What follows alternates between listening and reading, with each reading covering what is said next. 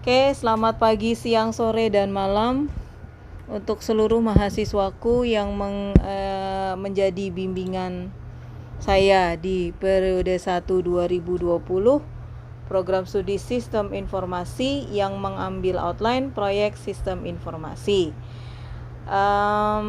Untuk bimbingan saya di Prodi SI, saya tidak memiliki asisten pembimbing, jadi hanya saya saja.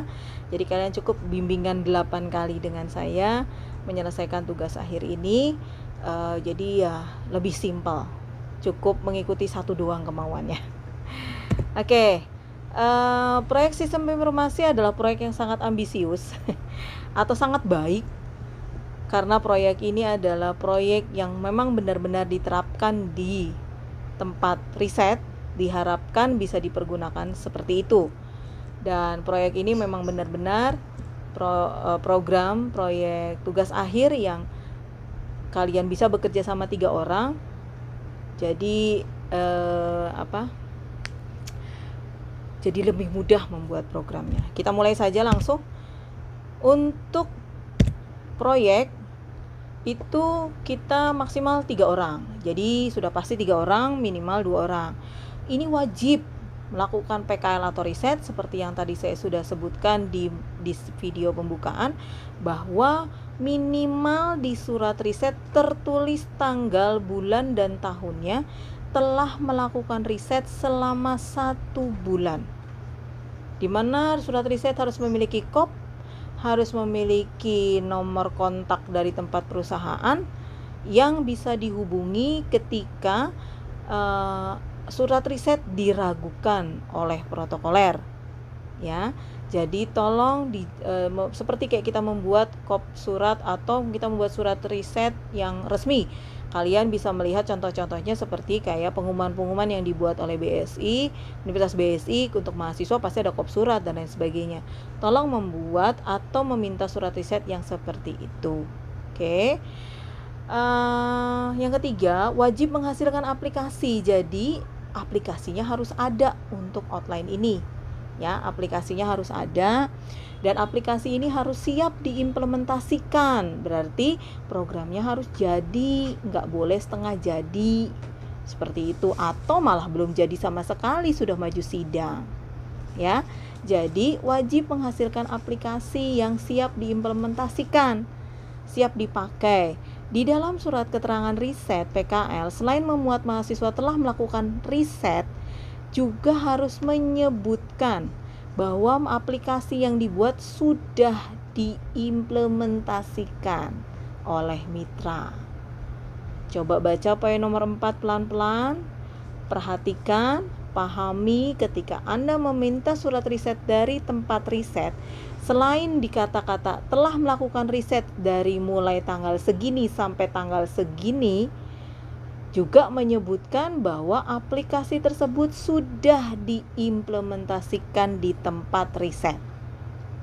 Ya, ada sedikit perbedaan di sini bahwa harus ada keterangan tersebut di surat risetnya. Bu, saya sudah terlanjur surat risetnya, bagaimana? Ya dirubah. Mau nggak mau minta tolong kepada tempat risetnya untuk bisa dibuatkan surat riset baru sesuai dengan tempatnya dan sesuai dengan lengkap sesuai dengan yang tadi saya sebutkan. Karena surat riset tidak sesuai, maka di protokoler akan di-cut, tidak boleh masuk ke ruang sidang. Oke. Untuk proyek sistem informasi, hasil karyanya ada 2. Pilih salah satu. Ingat kata-kata saya, pilih salah satu hasil karya. Saya tidak minta dua-duanya, tapi pilih salah satu. Yang pertama adalah buku tutorial, ada contohnya di sini. Yang kedua adalah laporan tugas akhir atau bikin tugas akhir seperti biasa. Saya berikan gambaran, baru nanti saya sarankan harus buatnya seperti apa. Oke. Ini hasil laporan tugas akhir, yang bentuk karyanya, hasil akhirnya adalah tugas akhir. Buku TA biasanya yang kalian lihat, hardcover yang ada di perpustakaan. Ini outline-nya. Ini outline-nya. Oke. Sebelum saya bahas itu, ini outline-nya.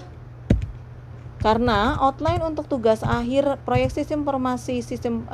proyek sistem informasi itu ada yang sistemnya berjalannya masih manual, tapi usulannya tidak berbasis objek, sistem berjalan manual, sistem usulannya berbasis objek, sistem berjalan terkomputerisasi, usulannya berbasis objek. Nah, kayak begitu. Baca judulnya pelan-pelan. Oke. Nah, yang saya mau jabarkan adalah untuk tugas akhir di poin bab 5 itu ada surat keterangan riset, PKL, dan berita acara serah terima. Wajib kata-katanya. Jadi tidak ada alasan, sudah terlanjur riset maka tidak ada. Wajib. Yang kedua adalah dokumentasi serah terima aplikasi, itu harus ada. Saya kasih contoh. Dokumentasi serah terima aplikasi, mahasiswa wajib memberitahukan kepada ketua program studi melalui pembimbing untuk mendiskusikan teknis kapan aplikasi itu akan dipakai. Jadi serah terimanya harus ada kaprodi, tapi pemberitahuannya, diskusinya nanti lewat pembimbing aja. Jadi pembimbing yang menyampaikan ke kaprodinya kapan bisa kaprodi hadir untuk melihat serah terima. Nah, nanti itu didokumentasikan dan menjadi lampiran dalam laporan tugas akhir, ya. Yang kedua, surat keterangan PKL wajib. Nah, tadi saya sudah jabarkan, wajib selain telah melakukan riset dengan tanggal, bulan, dan tahun sampai dengan awal kapan, akhirnya kapan, juga menyebutkan telah diimplementasikan, sudah diimplementasikan oleh mitra. Putri catatan yang tadi saya bilang, pembahasan URD use case diagram yang ada di panduan atau di outline itu hanya contoh. Oke. Jadi yang membuat tugas akhir di panduan, di outline, di bab 4 itu dikasih gambaran bentuk use case itu harus seperti apa, bentuk aktivitas. Ingat, it's only sample, hanya contoh. Lalu yang benar seperti apa?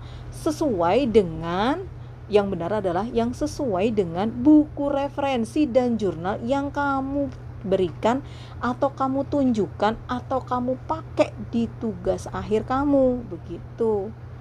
Jadi ketika kalian membuat IRD, LS, class, use case atau apapun dalam penulisannya, terus kamu bilang itu karena ngelihat kakak kelas, itu salah. Tapi melihat dari buku yang kamu pakai dan jurnal yang kamu sadur, dan itu harus ditunjukkan oleh dosen pembimbing dan dibawa pada saat sidang.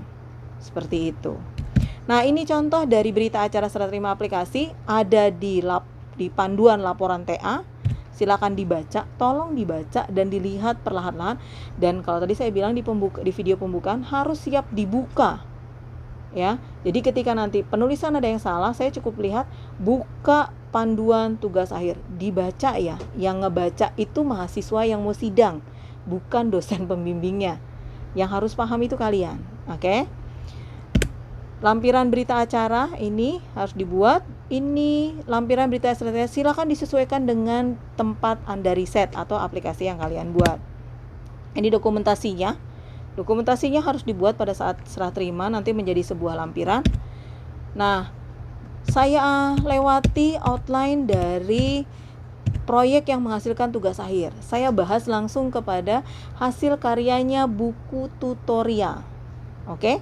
Buku tutorial itu wajib menghasilkan, yang lainnya sama, saya abaikan. Wajib dikerjakan kelompok maksimal 3 orang, wajib PKL, wajib menghasilkan. Cuman keluarannya menjadi buku. Bisa lihat contohnya dari perpustakaan BSI, dari buku-buku yang sudah ada, atau dari buku-buku yang ada di Gramedia. Kamu kan sering membeli buku-buku, membuat aplikasi penjualan menggunakan bla bla bla. Lihat bukunya, bentuknya seperti apa, isinya seperti apa, kalian buat seperti itu. Oke. Nah, buku tutorial outline-nya diisi cuman begini doang. Nih, kok begini doang ya Bu ya? Iya, karena simple. Bab 1 itu langsung ngomongin latar belakang masalah, analisis, rancangan diagram. Bab 2 langsung ngomongin perancangan aplikasi, rancangan database, rancangan form, untuk dengan catatan bahwa tidak perlu di bab 2 melampirkan semua form. Dijabarkan semua form tidak perlu. Biasanya pembuat program membuat form master, misalnya masternya ada 5, satu program form master seperti itu jalannya program, maka 4-4-nya sama. Maka sebenarnya kamu cukup satu saja, kamu lampirkan formnya, lalu properties yang dirubah apa, codingnya seperti apa, seperti itu. Ya, nanti form master yang lain kamu cukup tampilkan formnya sama properties yang dirubah. Karena codingannya tidak perlu ditampilkan. Atau misalnya ya begitu, jadi boleh diwakilkan. Ya, tidak perlu semuanya. Kalau semuanya nanti jadi banyak. Apalagi codingannya dalam satu form itu pasti banyak. Codingan satu form itu kan ada banyak tombol. Kamu nggak mungkin kan jabarkan semuanya. Kamu tulis semua form, kamu jabarkan semua, itu kan sulit. Makanya satu form tapi lengkap semuanya. Lalu sisa form lainnya, silakan formnya saja, lalu properties yang dirubah. Formnya saja, properties yang dirubah. Seperti itu. Codingannya tidak perlu dilampirkan semuanya.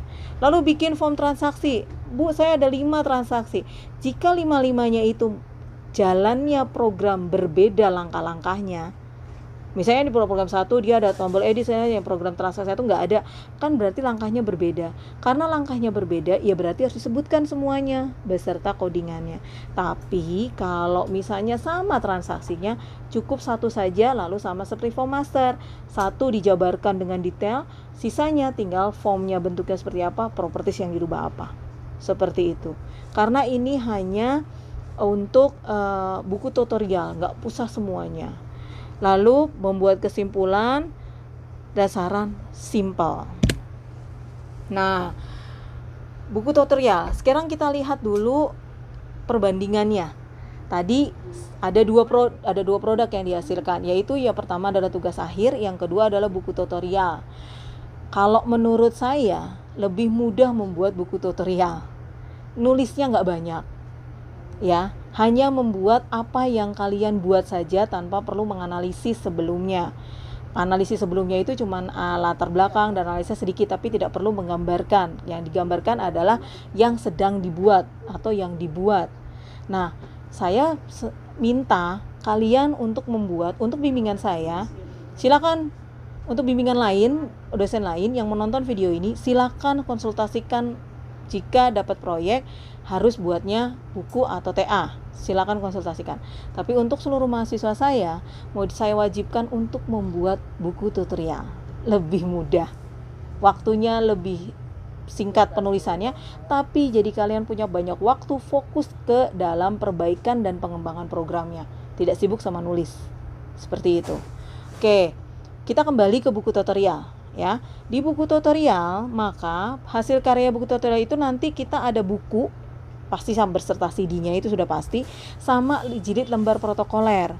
Jilid lembar protokoler itu untuk apa? Pada saat sidang, buku itu harus dibawa. Dan lembar protokoler itu kan nanti isinya, kalau kalian lihat di sini, lembar protokoler itu isinya judul tugas akhir, lembar pernyataan, lembar publikasi, itu dijilid biasa aja dulu pada saat sidang.